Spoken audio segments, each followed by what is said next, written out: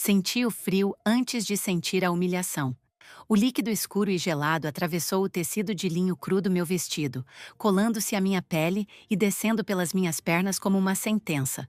Não foi um acidente. Eu sabia, todos naquela sala sabiam, e o silêncio que se seguiu não foi de choque, mas de uma expectativa cruel. O cheiro adocicado do vinho tinto barato, que eles insistiam em dizer que era de uma safra exclusiva, impregnou o ar, misturando-se ao perfume enjoativo de gardênias que a senhora Antonieta espalhava pela casa, como se isso pudesse mascarar o cheiro de mofo que vinha das paredes descascadas daquela mansão decadente. Eu permaneci imóvel. Meus olhos não buscaram o chão, nem o rosto da mulher que segurava-se a taça vazia, com um sorriso de escárnio mal disfarçado. Meus olhos buscaram Eliseu. Ele estava a 3 passos de distância, 3 passos curtos. Ele viu a mãe dele inclinar a taça.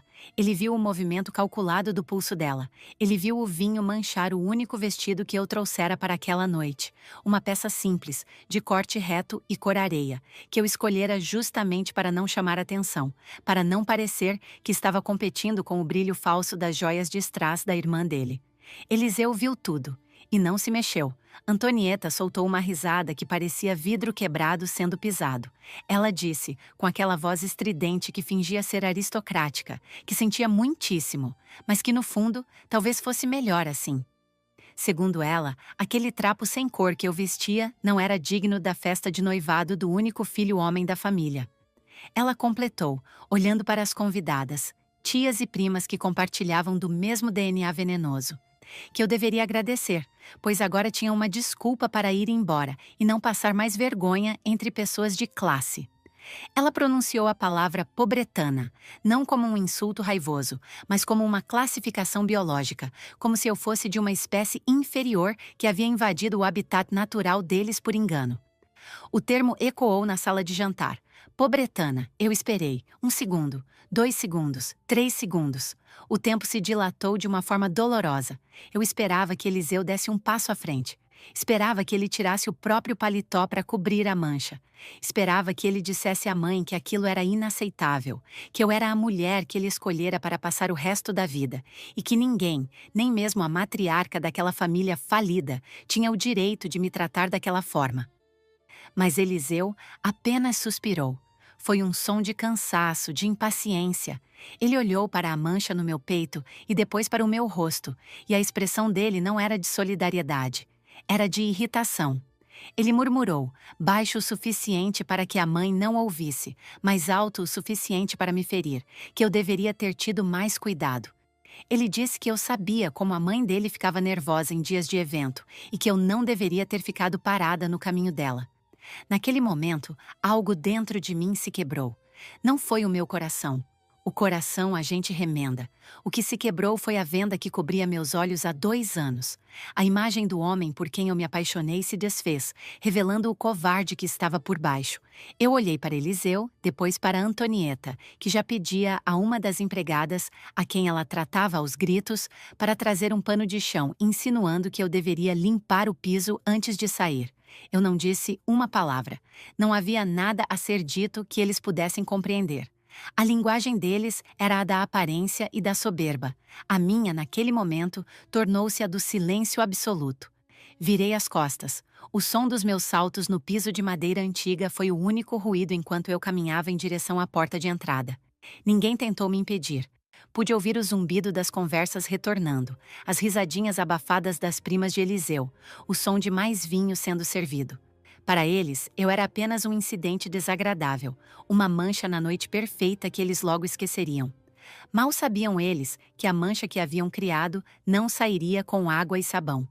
Quando cheguei ao meu carro, um sedã popular com 5 anos de uso que eu mantinha justamente para sustentar a minha fachada, ouvi a porta da mansão se abrir com violência. Eliseu vinha correndo pelo caminho de pedras, o rosto vermelho, o terno desalinhado. Por um breve instante, uma parte tola e esperançosa de mim pensou que ele tinha acordado, que tinha percebido o absurdo da situação e vinha pedir perdão. Mas assim que ele abriu a boca, a esperança morreu sufocada. Ele não perguntou se eu estava bem, ele não pediu desculpas pela mãe. Ele agarrou meu braço com força desnecessária e sibilou que eu estava fazendo uma cena. Ele disse que sair daquele jeito sem me despedir era uma falta de educação imperdoável e que eu estava humilhando ele na frente dos parentes que vieram de longe. A narrativa dele era tão distorcida que chegava a ser fascinante. Na cabeça de Eliseu, a vítima não era a noiva encharcada de vinho e insultada publicamente. A vítima era ele, que teria que explicar minha ausência. Ele exigiu que eu voltasse. Disse que eu deveria ir ao banheiro de serviço, tentar lavar o vestido na pia, secar no secador de mãos e voltar para a sala para pedir desculpas a Antonieta por ter estragado o clima da festa. Ele argumentou que se eu quisesse mesmo fazer parte daquela família, precisava aprender a engolir o orgulho e entender o meu lugar. Segundo ele, a mãe estava apenas estressada com os preparativos, e como eu não tinha contribuído financeiramente com nada para a festa, o que era uma mentira técnica, já que eu pagava o aluguel do apartamento onde ele morava, liberando o salário dele para os luxos da família. Eu não tinha direito de me ofender. Soltei meu braço da mão dele com um movimento seco. A frieza que tomou conta do meu corpo não vinha do vinho gelado, mas de uma clareza mental assustadora. Eu o encarei, e pela primeira vez em 2 anos, vi Eliseu não como o meu futuro marido, mas como um projeto falido, um homem pequeno preso à saia de uma mãe tirana. Eu disse a ele com uma calma que o assustou, que não voltaria. Disse que ele poderia inventar a desculpa que quisesse para a família, mas que eu não colocaria mais os pés naquela casa. Ele riu, uma risada nervosa, incrédula. Ele debochou, dizendo que eu não tinha para onde ir, que sem ele eu continuaria sendo apenas uma assistente administrativa sem futuro. A profissão que eu inventara para justificar minha rotina discreta. Ele me lembrou que o casamento era a minha única chance de ascensão social, de ter um sobrenome que abrisse portas. Ele usou a palavra oportunidade, como se o afeto dele fosse uma caridade que ele me concedia. Entrei no carro e tranquei a porta. Enquanto eu girava a chave na ignição, ele esmurrou o vidro, o rosto contorcido de raiva, gritando que se eu saísse dali não precisava voltar. Gritou que eu iria rastejar de volta pedindo perdão, quando a realidade da minha vida medíocre batesse a porta. Acelerei deixando Eliseu para trás, envolto na poeira e na própria arrogância, enquanto dirigia pelas ruas escuras do bairro Nobre, afastando-me daquela casa que cheirava naftalina e pretensão. Uma única lágrima escorreu pelo meu rosto. Não era de tristeza, era de raiva. Raiva por ter permitido que me tratassem como um acessório barato. Raiva por ter escondido quem eu realmente era para ser amada pelo que eu não tinha, apenas para descobrir que eles desprezavam quem tinha pouco. Mas enquanto o vento secava meu rosto, a raiva começou a se transformar em algo mais sólido. Eles não sabiam. Eliseu, Antonieta, a irmã invejosa, o pai omisso que apenas bebia uísque no canto da sala. Nenhum deles fazia ideia.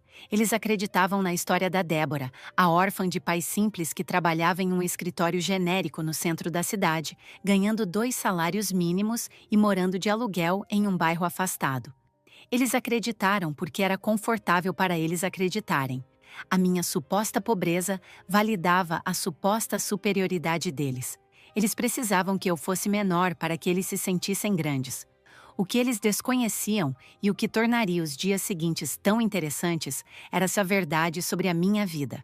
Eles não sabiam que o escritório genérico onde eu dizia bater ponto era, na verdade, a sede da minha própria holding. Eles não sabiam que a empresa de logística e comércio exterior que eu fundara aos 22 anos, com o dinheiro da herança dos meus avós e uma intuição agressiva para negócios, era hoje uma das líderes de mercado na exportação de commodities. Eles me chamaram de pobretana enquanto bebiam vinho comprado com o limite do cheque especial. Eles riram do meu vestido simples, sem saber que o tecido era de uma fibra rara importada, cujo metro custava mais do que o terno sintético de Eliseu. A ironia era palpável. Eu havia escondido minha fortuna por medo. Medo de que se aproximassem de mim pelo dinheiro. Medo de não ser amada pela minha essência. Eu queria um amor que resistisse às dificuldades, alguém que segurasse minha mão na escassez. Eu criei um teste, e Eliseu falhou de forma espetacular.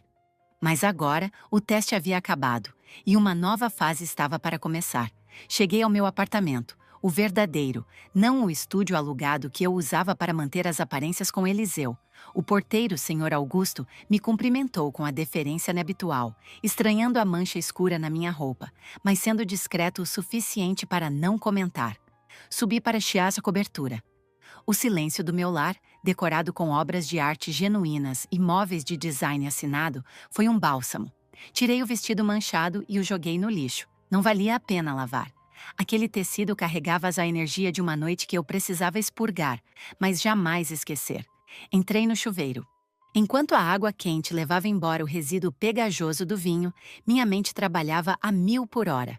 Eu não era uma pessoa vingativa por natureza. No mundo dos negócios, eu era conhecida por ser justa, dura, mas correta. Eu destruía concorrentes que jogavam sujo, mas sempre dentro da lei, sempre usando a competência como arma. Porém, o que Eliseu e a família dele fizeram não foi apenas um jogo sujo. Foi um ataque pessoal. Eles tentaram destruir minha dignidade. Eles se alimentaram da minha suposta inferioridade. E o pior, eles fizeram isso com a certeza absoluta de impunidade, acreditando que eu não tinha poder de reação. Ao sair do banho, vesti um roupão de seda e fui até meu escritório. Abri meu cofre e retirei uma pasta que eu mantinha atualizada, quase como um hobby mórbido, ou talvez uma intuição de que um dia precisaria dela. Dentro da pasta, havia relatórios detalhados sobre a situação financeira da família de Eliseu. Eu sabia que eles estavam mal, mas nunca tinha usado essa informação. Eu sabia que a mansão estava hipotecada. Eu sabia que o pai de Eliseu devia favores a pessoas influentes e que a empresa da família, uma antiga fábrica de cerâmica, operava no vermelho há 5 anos, sobrevivendo apenas de empréstimos bancários que eles renegociavam com juros abusivos. Eu sabia que o carro importado de Eliseu estava com busca e apreensão decretada e que ele escondia o veículo na garagem da mãe para não ser levado. Eu sabia de tudo isso, e no meu amor cego, já tinha planejado como ajudá-los. Eu pensava em revelar a verdade após o casamento, quitar as dívidas deles como um presente, reestruturar a empresa do pai dele com a minha equipe de gestão. Eu queria ser a salvadora deles. Que tola eu fui! Agora, folheando os documentos, eu via aquelas dívidas não como problemas a serem resolvidos, mas como alavancas. O telefone tocou. Era Eliseu. Deixei tocar. Tocou de novo. E de novo. Na 4ª vez, ele mandou uma mensagem de áudio. Apertei o play.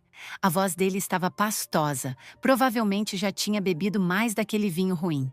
Ele dizia que eu era uma ingrata. Dizia que a mãe dele estava chorando. Uma mentira óbvia. Antonieta não tinha glândulas lacrimais, apenas veneno, e que eu tinha estragado a noite mais importante da vida dele. Ele terminou a mensagem dizendo: "Amanhã quero você aqui às 8 da manhã para pedir perdão de joelhos. Se não aparecer, considere nosso noivado desfeito." Eu ri. Uma risada alta, libertadora, que ecoou pelas paredes da minha sala ampla. Ele achava que estava me dando um ultimato. Ele achava que detinha o controle. "Não, Eliseu", sussurrei para o telefone mudo. "Eu não vou aparecer às 8, mas você vai ter notícias minhas." Naquela noite, não dormi. Sentei-me diante do computador e comecei a desenhar o mapa do inferno que eu apresentaria a eles. Não seria rápido, não seria uma explosão única. Eu queria que eles sentissem o chão desaparecendo sob seus pés, centímetro por centímetro. Eu queria que eles experimentassem o verdadeiro significado da palavra pobretana, não como um insulto jogado ao vento, mas como uma realidade fria e inegável. A primeira coisa que fiz foi verificar os credores da hipoteca da mansão. Eram 3 bancos diferentes, dívidas antigas, renegociadas inúmeras vezes. Com o meu capital e a minha influência, comprar essas dívidas seria ridículo de tão fácil. Eu poderia me tornar a proprietária daquela casa em questão de dias, se usasse os canais certos. Mas a casa era apenas o cenário. Eu precisava atingir o orgulho deles. Lembrei-me da irmã de Eliseu, Beatriz, a mesma que riu quando a Chalvinho caiu em mim. Ela adorava posar de influenciadora da alta sociedade, embora ninguém a levasse a sério. Ela vivia de permutas que o pai pagava por fora para parecerem convites. Eu sabia que ela estava tentando desesperadamente entrar para o conselho de um clube exclusivo da cidade, onde a mensalidade custava mais do que o salário anual de um trabalhador comum. A aprovação dependia de uma reputação ilibada e de estabilidade financeira comprovada. Seria uma pena se o comitê de admissão recebesse um dossiê sobre a real situação da família. E havia o pai, Sr. Otávio, o homem que nem sequer olhou para mim durante o jantar. Ele tinha orgulho de sua honra, embora fosse o maior sonegador de impostos da região. A fábrica dele dependia de um contrato específico de fornecimento para uma grande construtora da capital. Sem esse contrato, a fábrica fecharia em uma semana. Adivinhem quem tinha acabado de adquirir uma participação majoritária nessa construtora na semana passada? Exatamente. A minha holding. As peças estavam todas no tabuleiro. Eles eram peões que se achavam reis. E eu era a jogadora que eles nem sabiam que estava sentada à mesa.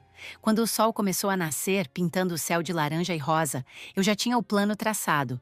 Eu não agiria com fúria. A fúria é desajeitada. Eu agiria com a precisão de um cirurgião removendo um tumor. Às 7 da manhã, meu celular tocou novamente. Desta vez, não era Eliseu. Era a mãe dele, Antonieta. Respirei fundo, sentindo a adrenalina fria percorrer minhas veias. Atendi com a voz embargada, fingindo um choro que eu já não sentia há horas. Era parte do jogo. Eu precisava que eles continuassem achando que eu estava derrotada, fragilizada, desesperada. A queda é sempre mais dolorosa quando se é pego de surpresa. Alô? Minha voz saiu trêmula, perfeita. Escute aqui, sua garota insolente. A voz de Antonieta arranhou meu ouvido. Eliseu me contou que você foi embora fazendo drama. Eu só estou ligando para dizer que você tem uma sorte imensa de meu filho ter um coração de ouro. Ele ainda está disposto a se casar com você. Deus sabe por quê, mas as condições mudaram. Mudaram? Perguntei, segurando o riso. Sim, acabou essa palhaçada de você não contribuir. Eliseu me disse que você tem umas economias guardadas. Pois bem, para provar que você sente muito pelo que fez ontem e para compensar o vexame, decidimos que você vai pagar pela lua de mel.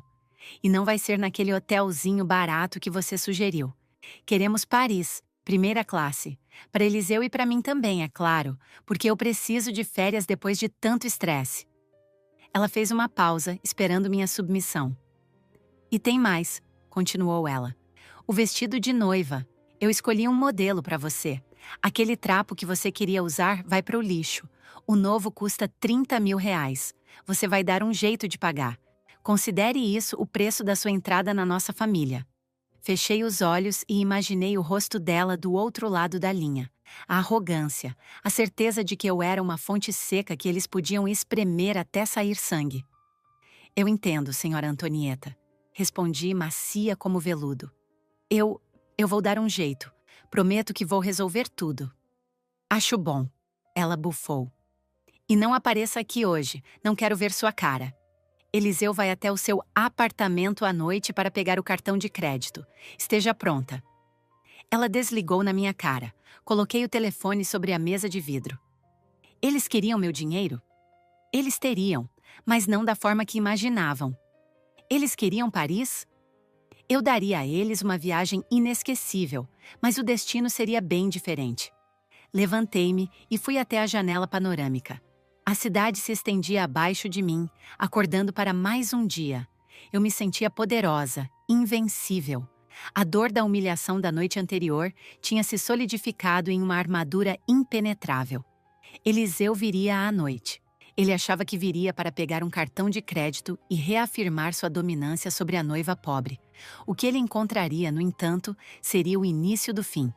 Eu precisava preparar o cenário. Precisava voltar para o apartamento alugado, vestir minha roupa de pobretana e esperar por ele. Mas antes fiz uma ligação. Disquei o número do meu advogado e diretor jurídico, Dr. Camargo. Bom dia, Débora. Tão cedo? Aconteceu alguma coisa? A voz dele era alerta, profissional. Bom dia, Camargo. Sim, aconteceu. Lembra daquela due diligence que eu pedi sobre a cerâmica dos Santos e as propriedades da família? Lembro sim, um pesadelo financeiro, ativos podres. Você tinha decidido não tocar naquilo. Mudei de ideia, eu disse, observando meu reflexo no vidro. Meus olhos brilhavam com uma intensidade perigosa. Quero que você execute a compra das dívidas.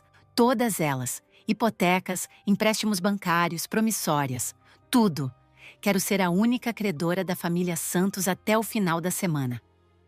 Débora, isso é um investimento de alto risco. Não faz sentido comercialmente. Não é um investimento comercial, Camargo. É uma aquisição hostil para fins pessoais. Use as empresas de fachada para que meu nome não apareça ainda. Quero anonimato total até o momento certo. Houve um silêncio na linha. Camargo me conhecia há anos. Ele sabia que eu não rasgava dinheiro. Entendido. Começo agora mesmo. Até o meio-dia teremos os papéis das hipotecas. Quanto à fábrica... A fábrica fica para depois. Primeiro, quero a casa. Quero o teto sob o qual eles dormem. Considera feito. Desliguei. O jogo tinha começado. Eliseu achava que eu era sua noiva submissa. A mãe dele achava que eu era um tapete para limpar os pés. Eles descobririam da pior maneira possível que eu era o banco, o juiz e o executor. Voltei para o quarto para me vestir. Escolhi uma calça jeans velha e uma camiseta branca. Prendi o cabelo em um coque frouxo. Olhei-me no espelho. Ali estava ela. Débora, a secretária endividada e humilhada. A máscara estava perfeita. Peguei minha bolsa e saí da cobertura. O trajeto até o bairro onde eu fingia morar foi feito em silêncio. Cada semáforo vermelho era um momento para refinar meu plano. Quando estacionei na frente do prédio simples de 3 andares onde eu mantinha o aluguel, senti um aperto no estômago. Não de medo, mas de antecipação. Subi as escadas, não havia elevador, e entrei no apartamento pequeno. Estava abafado. O cheiro de fechado contrastava com o ar-condicionado central da minha verdadeira casa. Sentei-me no sofá de tecido sintético e esperei. As horas passaram devagar.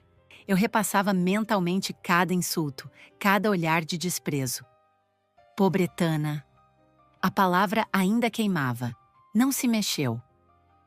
A inação de Eliseu doía mais do que o insulto da mãe. Quando a campainha tocou, já era noite. O som estridente me fez pular, não de susto, mas porque era o sinal. O sinal de que a segunda parte do meu plano estava prestes a ser posta em prática. Fui até a porta.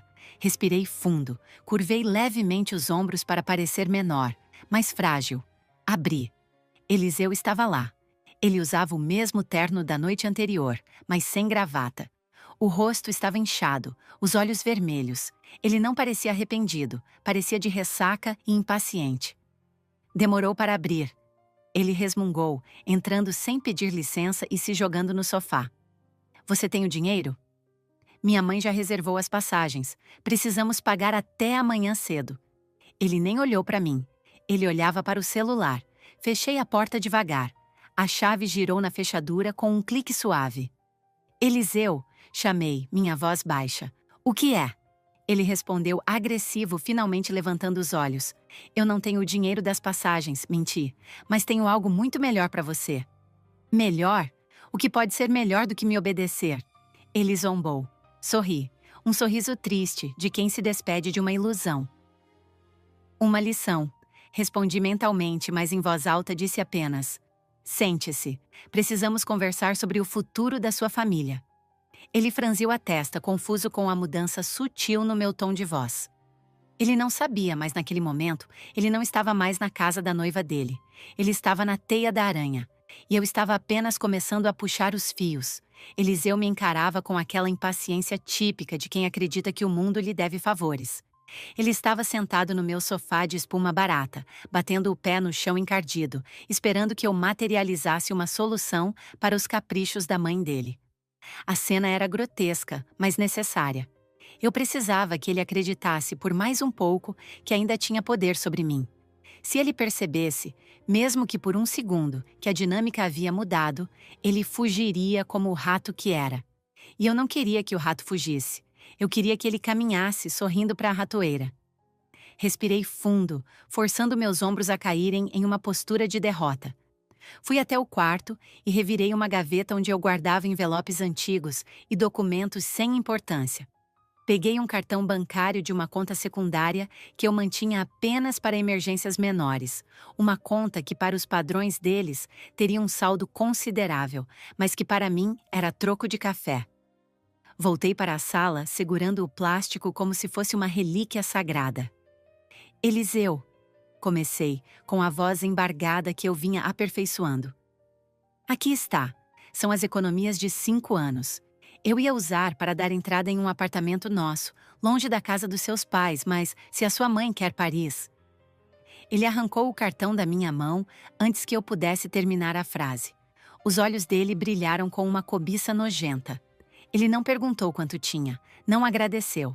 Ele apenas verificou a validade e guardou no bolso interno do paletó, soltando um suspiro de alívio. Você fez a coisa certa, Débora. Ele disse, o tom mudando de agressivo para condescendente em um instante. Minha mãe vai ficar feliz. Isso mostra que você está comprometida em reparar o erro de ontem. Sabe, Paris vai fazer bem a ela. E quando voltarmos, podemos conversar sobre, sei lá, marcar uma data nova para o noivado. Mas sem aquela roupa ridícula, por favor. Ele se levantou, alisando o terno amassado. Olhou ao redor do meu apartamento minúsculo, com um esgar de nojo, como se o ar dali fosse contagioso. Não precisa me acompanhar até a porta. Ele avisou, já girando a maçaneta. Ah, e amanhã minha mãe vai dar um jantar pequeno, só para a família íntima, para comemorar a viagem.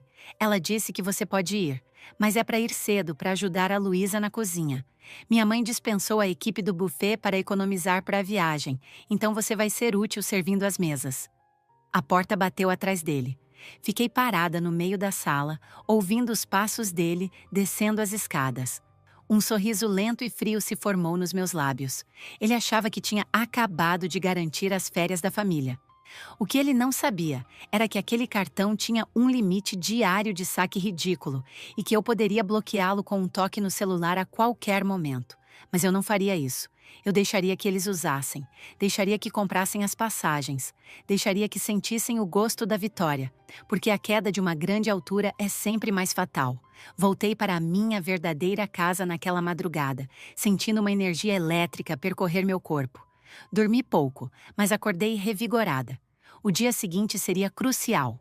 Cheguei ao meu escritório na sede da holding às 7 horas da manhã. O prédio de vidro espelhado refletia o céu cinzento da cidade, imponente e impenetrável. Cumprimentei a recepcionista e subi pelo elevador privativo. Quando as portas se abriram no meu andar, Dr. Camargo já estava me esperando na sala de reuniões, rodeado de pastas e contratos. Ele parecia cansado, mas seus olhos mostravam a excitação de quem estava prestes a fechar um grande negócio. Bom dia, Débora. Ele disse levantando-se. Tenho novidades, e acredito que você vai gostar muito de ouvi-las. Sentei-me na cabeceira da mesa, cruzando as mãos sobre o vidro negro. Conte-me tudo, Camargo. Não pule nenhum detalhe. Ele abriu a primeira pasta. A casa, a mansão da família Santos. Consegui contato com o diretor do banco que detinha a hipoteca principal. Eles estavam prestes a iniciar o processo de leilão extrajudicial, mas a burocracia estava segurando. Quando oferecemos comprar a dívida à vista, com um pequeno deságio, eles quase soltaram fogos de artifício. A papelada foi assinada digitalmente há 1 hora. Senti um arrepio de prazer. Então, tecnicamente, eu sou a dona da casa onde eles moram? Tecnicamente, a sua holding imobiliária é a detentora do crédito com garantia real. Corrigiu ele, com o pragmatismo de advogado. O que significa que, como eles estão inadimplentes há 8 meses, você pode solicitar a execução da garantia imediatamente. A notificação de despejo pode ser emitida hoje mesmo, se você quiser. Não, respondi rapidamente. Ainda não. Segure a notificação. Quero que eles viajem para Paris achando que ainda tem um teto. Quero que a notificação seja o presente de boas-vindas quando voltarem. Camargo assentiu, fazendo uma anotação. Certo. Agora, sobre a fábrica, a cerâmica dos Santos. A situação é ainda pior do que imaginávamos, Débora. O passivo trabalhista é enorme. O pai do seu noivo, o senhor Otávio, não recolhe o fundo de garantia dos funcionários há 3 anos, mas o ponto fraco é o fornecimento. A construtora, eu disse, lembrando-me do meu plano. Exato. A construtora Magna, que você adquiriu semana passada, é responsável por 80% do faturamento da fábrica deles. Eles têm um contrato de exclusividade que vence, adivinhe? Amanhã? Arrisquei. Na próxima segunda-feira. Camargo sorriu. O senhor Otávio já enviou 3 e-mails solicitando a renovação. Ele está desesperado. Ele conta com essa renovação para conseguir um novo empréstimo no banco e rolar as dívidas pessoais. Se a Magna não renovar, a fábrica quebra em questão de dias. Marque uma reunião com ele. Ordenei, minha voz firme. Não comigo, claro. Mande o diretor operacional da Magna marcar uma reunião com o senhor Otávio para sexta-feira. Diga que a renovação está bem encaminhada, mas que precisam discutir alguns detalhes técnicos. Dê esperança a ele. Faça-o acreditar que está salvo. Camargo fechou a pasta, parecendo impressionado e levemente assustado com a minha frieza. E tem mais uma coisa, eu disse antes que ele se levantasse. A irmã, Beatriz. A influenciadora? Camargo perguntou com um tom de ironia. Ela mesma. Descobri que ela está tentando entrar para o Clube Paineiras da Colina. O comitê de admissão se reúne hoje à tarde. Eu quero que você envie um dossiê anônimo para o presidente do conselho. Nada ilegal. Apenas cópias dos processos trabalhistas da família, as dívidas protestadas no cartório e, principalmente, prints das postagens dela ostentando luxo enquanto a família deve para meio mundo. O estatuto do clube é muito rígido sobre reputação ilibada e conduta moral. Isso é maldade pura, Débora. Camargo comentou, mas já estava pegando o telefone para providenciar. Não, Camargo. Isso é justiça. Eles viveram de aparência a vida toda. Eu só estou ajudando a realidade a alcançá-los. Saí do escritório ao meio-dia. Troquei minhas roupas de executiva. Um terninho de corte italiano impecável, pelas roupas da Débora Pobretana, uma calça jeans desbotada e uma blusa de malha que já tinha visto dias melhores. Dirigi meu carro velho até a mansão dos Santos, sentindo o estômago embrulhar. Não de nervosismo, mas de repulsa. Quando cheguei, o portão estava aberto. Entrei e estacionei ao lado do carro importado de Eliseu, que parecia brilhar de arrogância sob o sol da tarde. A casa, apesar de imponente, mostrava seus sinais de decadência quando vista de perto. A pintura descascada nas colunas, a grama mal aparada nos cantos onde a vista não alcançava. Era um cenário de teatro caindo aos pedaços. Toquei a campainha. Ninguém atendeu. Toquei de novo. Finalmente, a empregada, Luísa, abriu a porta. Ela tinha olheiras profundas e um olhar cansado. Eu sabia que ela não recebia salário há 2 meses, mas continuava trabalhando por lealdade ou falta de opção. Dona Débora, ela sussurrou, olhando para trás com medo. A dona Antonieta está na sala de jantar. Ela está de mau humor. Obrigada, Luísa, respondi sorrindo para ela. Não se preocupe. Entrei na sala. Antonieta estava sentada à mesa, cercada de prataria que ela estava polindo freneticamente. Beatriz estava jogada em uma poltrona, digitando no celular com suas unhas de gel excessivamente longas. Eliseu não estava à vista. Assim que me viu, Antonieta não se deu ao trabalho de levantar a cabeça. Atrasada, ela disparou. Eu disse cedo, já passa das 2 da tarde. Você acha que a comida se faz sozinha? Desculpe, dona Antonieta, murmurei baixando a cabeça. O ônibus atrasou. Beatriz soltou uma risada nasalada sem tirar os olhos da tela. Ônibus. Deus me livre. Imagine o cheiro de suor que deve ficar na roupa. Mãe, mande ela tomar um banho antes de tocar na comida. Não quero pegar nenhuma doença de pobre. Senti o sangue ferver, mas mantive a expressão neutra. Vá para a cozinha, ordenou Antonieta, apontando com um garfo de prata. Luísa está sobrecarregada. Você vai descascar as batatas, lavar as verduras e preparar a mesa. E veja se faz direito. Hoje à noite receberemos o Dr. Sampaio e a esposa. Eles são investidores importantes. Não quero ver você circulando pela sala quando eles chegarem. Você fica na cozinha, entendeu? Só sai para servir e recolher. Sim, senhora, respondi. Passei a tarde na cozinha. Foi uma experiência antropológica. Enquanto eu cortava legumes com uma faca cega, ouvia os gritos de Antonieta com Luísa e as reclamações fúteis de Beatriz sobre como era difícil encontrar o tom certo de base para a pele dela. Eliseu apareceu por volta das 5 horas. Entrou na cozinha para pegar uma cerveja na geladeira. Ele me viu na pia, com as mãos molhadas e o avental sujo. Parou por um momento, me observando. Esperei que ele dissesse algo gentil, que ele dissesse obrigado por ajudar.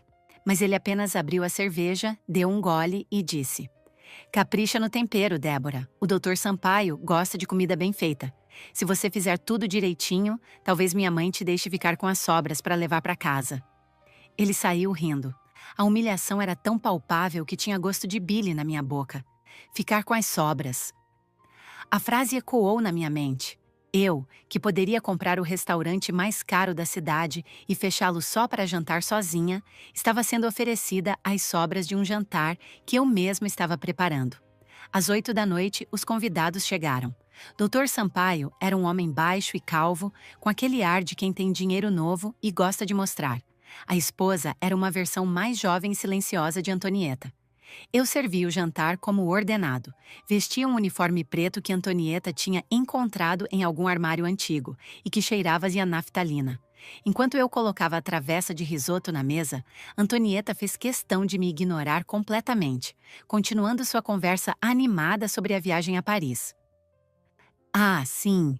exclamava ela, gesticulando com a taça de vinho, o mesmo vinho barato da festa de noivado.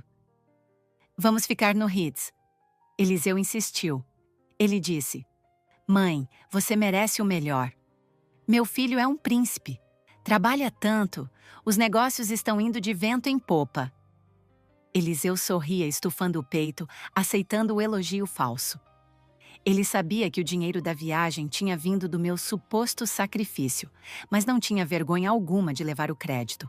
Otávio, o pai, estava na cabeceira, bebendo uísque e parecendo estranhamente otimista. "E a fábrica, Otávio?" perguntou o Dr. Sampaio com a boca cheia.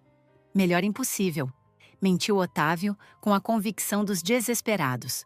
"Estamos fechando uma parceria estratégica com a construtora Magna. Eles praticamente imploraram para renovar o contrato conosco. A qualidade da nossa cerâmica é inigualável. Na sexta-feira tem uma reunião para assinar os papéis. Vai ser uma injeção de capital gigantesca. Eu estava servindo água para a esposa do Sampaio quando ouvi isso. Minha mão tremeu levemente, mas consegui não derramar. Imploraram, ele disse. A dissonância cognitiva daquela família era fascinante. Eles reescreviam a realidade em tempo real para proteger seus egos frágeis. "Que maravilha!" brindou Sampaio. "Então a família está segura." "Seguríssima", completou Antonieta, lançando um olhar de desprezo para mim enquanto eu recolhia os pratos sujos. "Nós somos uma rocha, nada nos derruba. Diferente de certas pessoas que não têm estrutura, não é?" Ela não precisou dizer meu nome. Todos na mesa riram, inclusive Eliseu. Voltei para a cozinha, sentindo as lágrimas queimarem meus olhos. Não de tristeza, mas de ódio puro e destilado. Eu terminei de lavar a louça ouvindo as risadas e o tilintar dos copos. Quando acabei, Luísa já tinha ido embora. A casa estava começando a ficar silenciosa, os convidados se despedindo. Fui até a sala para avisar que estava indo embora. Encontrei a família reunida nos sofás, relaxada, vitoriosa. "Já vai?" perguntou Eliseu sem se levantar. "Sim, já terminei tudo", respondi. "Espere", disse Beatriz, levantando-se com um sorriso malicioso. Ela caminhou até mim segurando o celular. "Antes de ir, Débora, eu queria te mostrar uma coisa. Lembra aquele clube que eu comentei? O Paineiras?" Meu coração acelerou. Será que meu plano tinha falhado? "Lembro", disse. "Pois é", ela fez beicinho. "Recebi um e-mail deles hoje à tarde. Parece que minha candidatura foi colocada em análise estendida. Disseram que receberam informações conflitantes sobre a saúde financeira da minha família." Ela parou na minha frente, os olhos faiscando de raiva. "Eu não sei quem foi o invejoso que fez fofoca, mas tenho certeza de que foi alguém daquela gentalha com quem você convive. Gente da sua classe, Débora, que não suporta ver o sucesso alheio." Ela apontou o dedo na minha cara. "Você comentou com alguém? Com algum daqueles seus amigos favelados?" "Beatriz", repreendeu Otávio, mas sem muita convicção. "Não acuse sem provas, embora... É estranho isso acontecer logo agora que a Débora entrou na família." Todos olharam para mim, o bode expiatório perfeito. "Eu não falei com ninguém, Beatriz", respondi calmamente. Eu nem conheço ninguém que frequente esse clube. É claro que não conhece. Ela zombou. Mas a inveja tem pernas longas. Enfim, não importa. Papai vai resolver isso depois que o contrato com a Magna for assinado. Vamos comprar um título de sócio proprietário à vista e esfregar na cara deles. E você? Ela me olhou de cima a baixo. Espero que tenha limpado o fogão direito. Antonieta se levantou, cambaleando um pouco pelo álcool. Chega de conversa. Débora, vá para casa. E amanhã passe aqui para pegar as roupas do Eliseu para lavar e passar. Ele precisa delas impecáveis para uma viagem na semana que vem. Não confio na lavanderia, eles estragam os tecidos. Você faz isso, não faz? Afinal, é o mínimo. Olhei para Eliseu. Ele estava jogando no celular, ignorando a cena. Faço, disse eu. Faço tudo o que for necessário. Saí daquela casa sentindo o ar da noite como um abraço.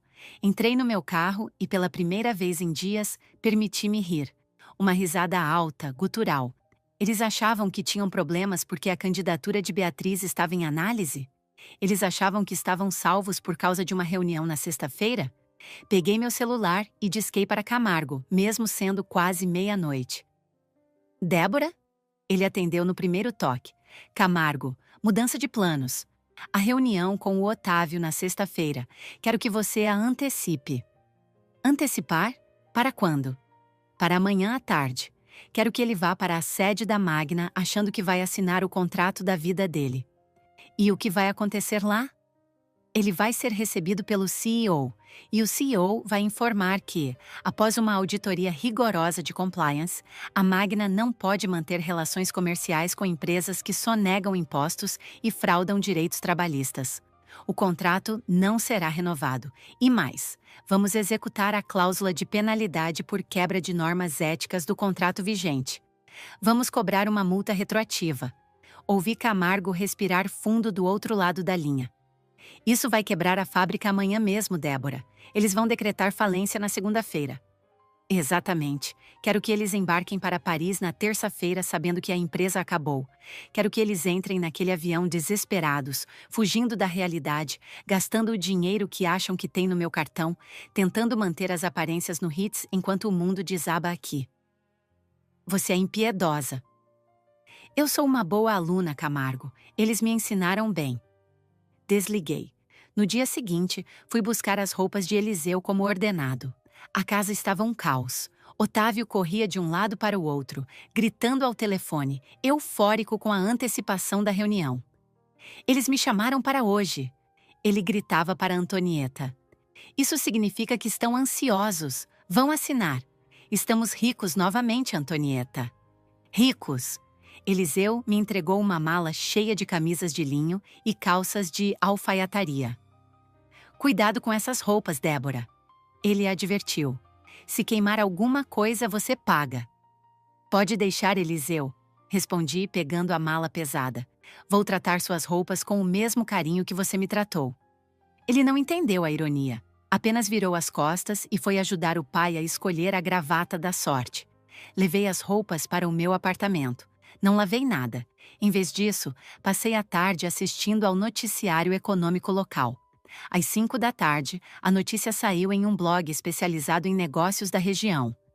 Grupo Magna encerra negociações com Cerâmica dos Santos devido a irregularidades fiscais. Demissões em massa esperadas na tradicional fábrica da família Santos. Meu telefone tocou minutos depois. Era Eliseu. Atendi, fingindo inocência.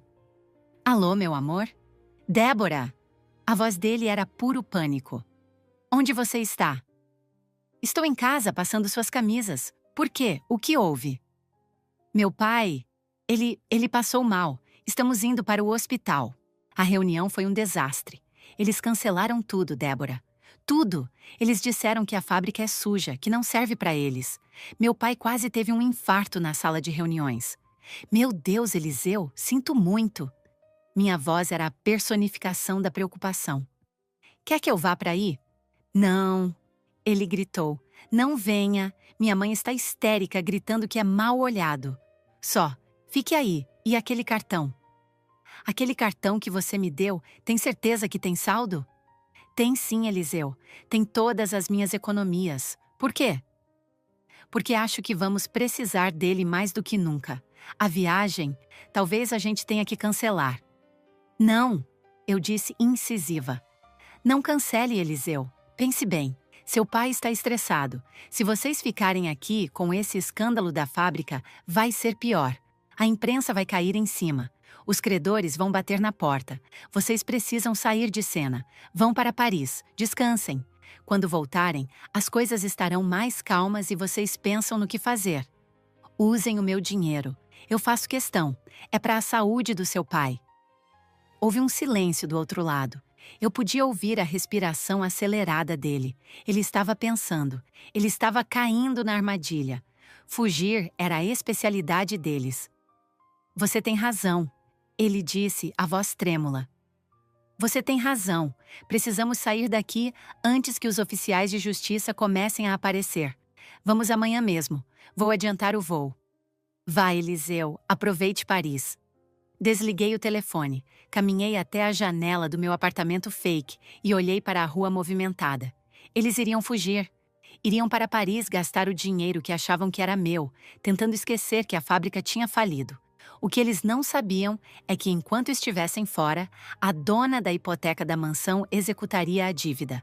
Quando eles pousassem de volta no Brasil, não teriam fábrica, não teriam reputação, e o golpe final, não teriam casa para onde voltar. As fechaduras seriam trocadas, as malas estariam na calçada, e eu estaria lá, sentada na varanda da mansão que agora era minha, esperando para dar as boas-vindas.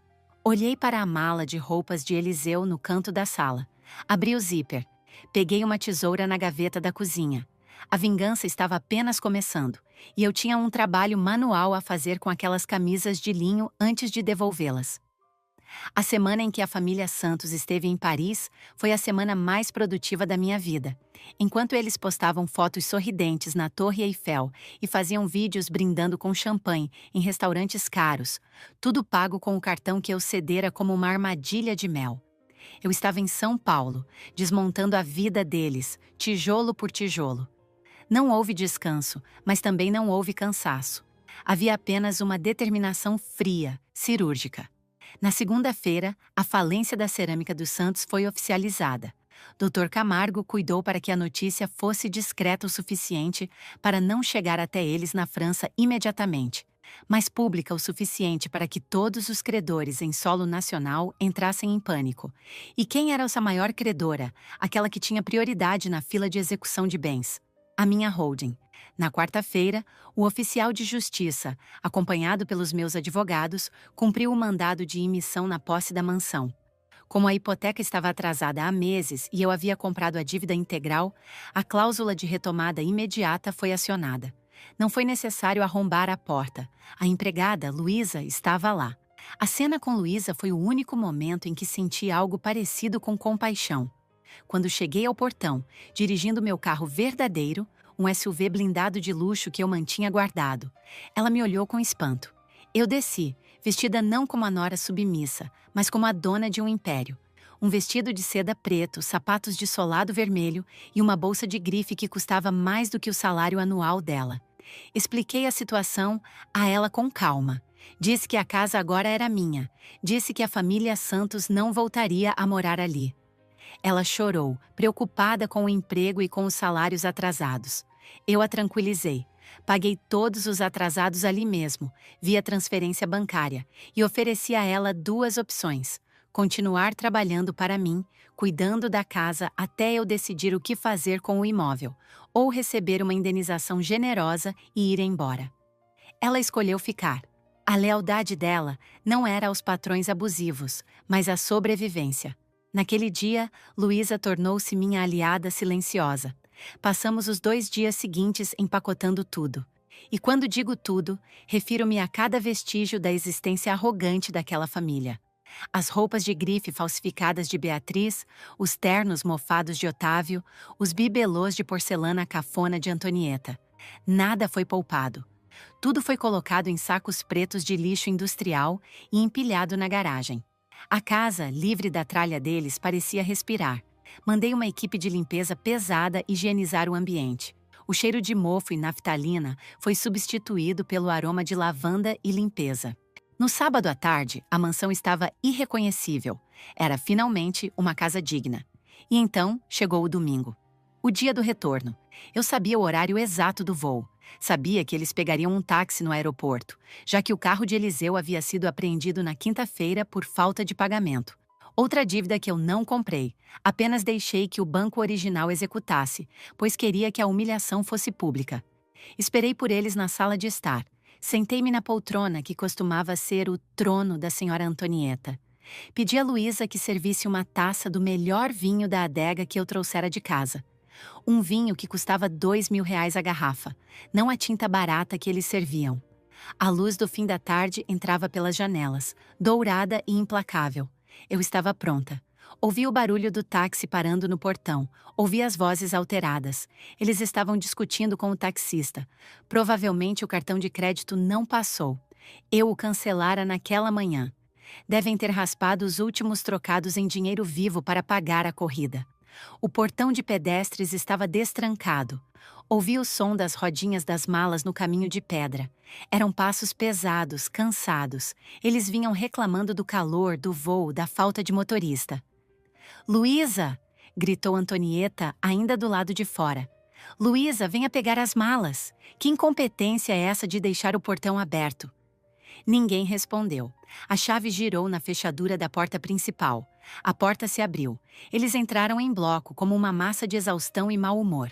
Antonieta entrou primeiro, largando a bolsa no chão. Eliseu veio logo atrás, segurando 2 malas. Otávio e Beatriz fecharam o cortejo.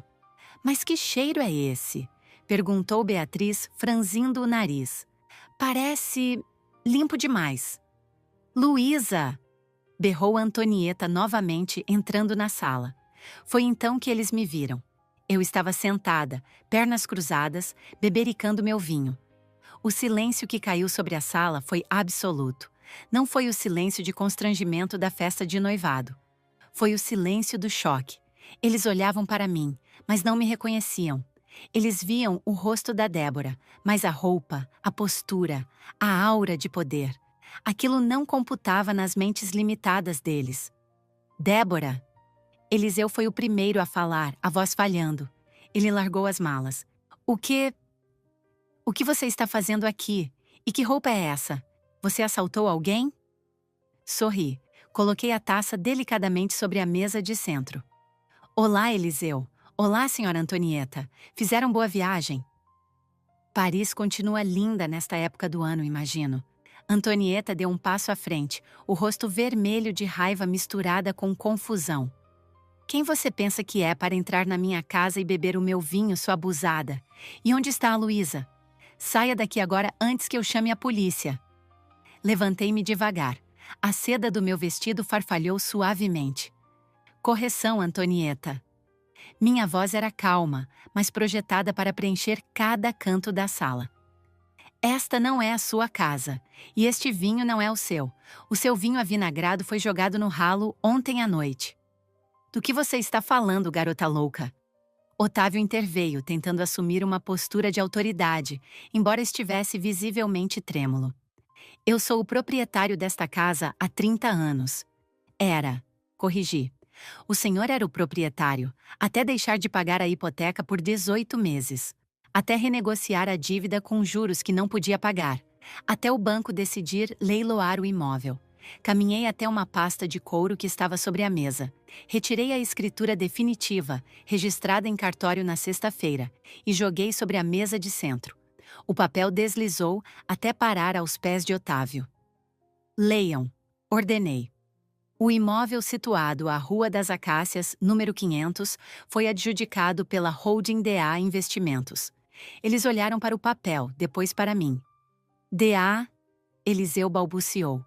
«Débora Alencar?» «Sim, Eliseu, Débora Alencar. A pobretana que você ia ensinar a se comportar. A mulher que você achou que precisava da sua caridade para ter um sobrenome. O choque foi físico.» Beatriz encostou-se na parede, pálida. Antonieta levou a mão ao peito. Otávio pegou o documento, as mãos tremendo tanto que o papel fazia barulho. Você comprou a dívida?» perguntou Otávio, a voz sumindo. «Mas como? Você é uma secretária.» Ri, uma risada seca. Eu nunca fui secretária, Otávio. Eu sou dona de uma das maiores operadoras de logística do país. Aquela empresa onde eu dizia trabalhar é minha. O contrato que a Magna cancelou com a sua fábrica? Fui eu quem mandou cancelar. Eu comprei a Magna semana passada. A revelação caiu sobre eles como uma bomba atômica.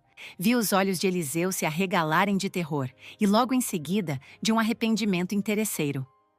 Você é rica? Ele sussurrou. Débora, meu amor, por que você não me contou? Nós não poderíamos nada, Eliseu. Cortei, ríspida. Eu escondi quem eu era para ver quem você era. E eu vi. Vi um homem fraco, covarde, dominado por uma mãe cruel e cercado por uma família de parasitas. Antonieta, recuperando um pouco do veneno, tentou atacar. Sua víbora, você planejou isso. Você enganou meu filho. Isso é estelionato sentimental. Eu vou te processar. Vou tirar tudo de você. Tentar me processar com que dinheiro, Antonieta? Perguntei, dando um passo em direção a ela. Ela recuou. A fábrica do seu marido faliu. O decreto de falência saiu na segunda-feira. Os bens da empresa estão bloqueados. Os bens pessoais de vocês também. O carro do Eliseu foi apreendido. E esta casa é minha. Apontei para a porta. Vocês têm 10 minutos para sair da minha propriedade. Sair? Beatriz guinchou, chorando. Para onde vamos? Não temos para onde ir. Isso não é problema meu, respondi. Talvez vocês possam ficar naquele hotelzinho barato que eu sugeri para a lua de mel. Ah, esqueci. Vocês não têm dinheiro nem para isso. O cartão que dei a Eliseu foi cancelado. E a fatura de Paris? Vou enviar para o nome de vocês, descontando de qualquer centavo que sobre da liquidação da fábrica, o que, pelos meus cálculos, será zero. Eliseu caiu de joelhos. Foi uma cena patética. Ele se arrastou até mim, tentando segurar a barra do meu vestido. Débora, por favor, não faça isso. Eu te amo. Eu fui um idiota, eu sei, mas minha mãe me pressionou. Eu estava confuso. Me perdoa. Nós podemos começar de novo. Agora que eu sei a verdade, eu prometo que vou ser o homem que você merece. Eu cuido dos seus negócios com você. Chutei a mão dele para longe como se fosse um inseto. Levanta, Eliseu, tenha um pingo de dignidade. Você não me ama. Você ama o conforto que eu poderia te dar. Você me viu ser humilhada, me viu ser manchada de vinho e chamada de lixo, e não fez nada. Você escolheu o seu lado. Agora arque com as consequências. Fui até o canto da sala, onde estavam os sacos de lixo pretos que eu havia mandado Luísa preparar. As roupas de vocês estão ali, apontei. Suas joias falsas, seus sapatos, seus álbuns de foto, está tudo nos sacos. Peguem e saiam. Antonieta começou a chorar, um choro feio, alto e desesperado. Meu Deus, o que vai ser de nós? Otávio, faça alguma coisa, fale com ela. Otávio estava paralisado, olhando para o vazio. Ele sabia que o jogo tinha acabado. Ele sabia o tamanho do poder que eu tinha. Contra o meu capital jurídico, ele seria esmagado. Vamos, Antonieta, disse ele com a voz morta. Acabou. Não, eu não saio da minha casa. Ela gritou, agarrando-se ao batente da porta da cozinha. Eu vivi aqui a vida toda. Eu sou uma Santos. Você é uma invasora, declarei, pegando o interfone. Segurança, pode entrar. 2 homens enormes, uniformizados e armados, entraram pela porta da frente. Eu havia contratado segurança privada para garantir que o despejo fosse rápido. Senhores, por favor, acompanhem estas pessoas até a calçada. Se resistirem, podem usar a força necessária para remover invasores. A visão dos seguranças quebrou a última resistência de Antonieta. Ela soltou o batente, soluçando convulsivamente. Beatriz pegou 2 sacos de lixo, arrastando-os pelo chão polido, borrando a maquiagem com as lágrimas. Eliseu ficou por último. Ele olhou para mim uma última vez, os olhos cheios de ódio e desespero. Você é um monstro, Débora. Ele cuspiu. Não, Eliseu. Respondi sorrindo. Eu sou apenas o espelho. Vocês estão vendo o reflexo da maldade de vocês voltando. Antes que ele saísse, lembrei-me de um detalhe. Espere, chamei. Ele parou com um fio de esperança nos olhos. Fui até a mesa lateral e peguei uma sacola plástica transparente. Dentro havia retalhos de tecido colorido. Joguei a sacola no peito dele. "O que é isso?" Ele perguntou. "Suas camisas de linho e suas calças de alfaiataria. Lembra que pediu para eu passar com cuidado?" Eu passei a tesoura. Achei que o estilo retalhos combinaria mais com a sua nova realidade financeira. "Agora sim, você parece um pobretana." Ele olhou para os trapos dentro da sacola, o rosto contorcido de fúria impotente. Os seguranças o pegaram pelos braços e o conduziram para fora. Fiquei na porta, observando.